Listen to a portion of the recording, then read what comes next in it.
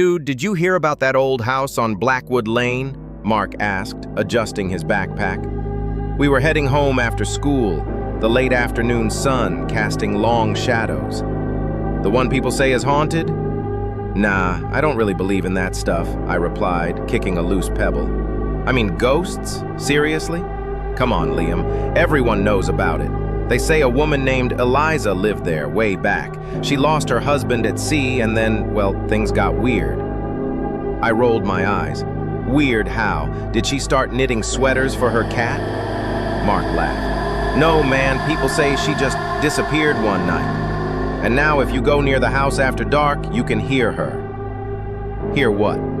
Her crying about her cat sweaters? Nah, not exactly crying, Mark said, his voice dropping a bit. They say she whispers a riddle, and if you hear it, you're kind of stuck. Stuck where? I asked, a tiny prickle of unease finally starting to form. Stuck with her, dude. Forever. Mark's eyes were wide. My cousin, Sarah, she told me about it. Her friend Tim, he dared to go close one night. He came back looking like he'd seen a ghost, literally. He kept mumbling about a riddle, but he couldn't remember it clearly. Said it was about something you can't see, but it's always there, and it takes something from you without touching it. That's just a story, Mark. Probably Tim just got spooked by a branch. Maybe, Mark conceded, though he didn't sound convinced.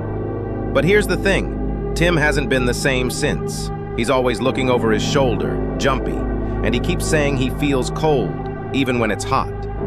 We walked in silence for a few minutes, the setting sun painting the sky in fiery oranges and purples. The usual sounds of the neighborhood seemed muffled. You know what? Mark suddenly said, stopping dead in his tracks. Let's go check it out tonight. My jaw almost dropped. Are you serious? You just spent 10 minutes telling me about some terrifying ghost, and now you want to go there? Just to the edge of the property, Liam. We don't have to go inside, just to see if we can hear anything. What's the worst that could happen?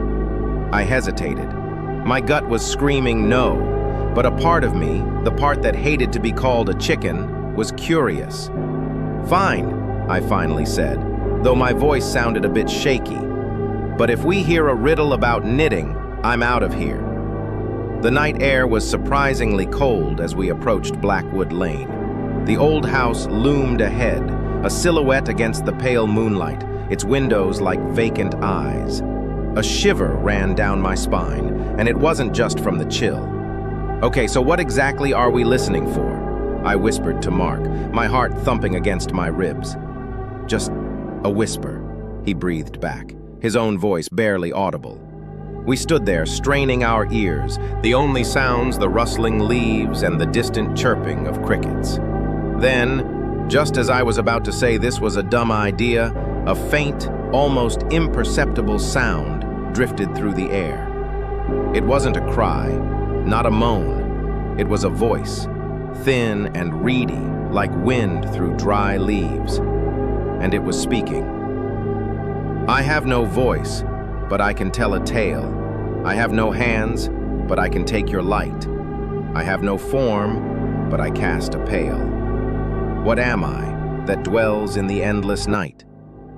The whispers faded, leaving an unnerving silence. Mark and I looked at each other, our faces pale in the moonlight. We heard it. And now, what? Stay tuned for second part.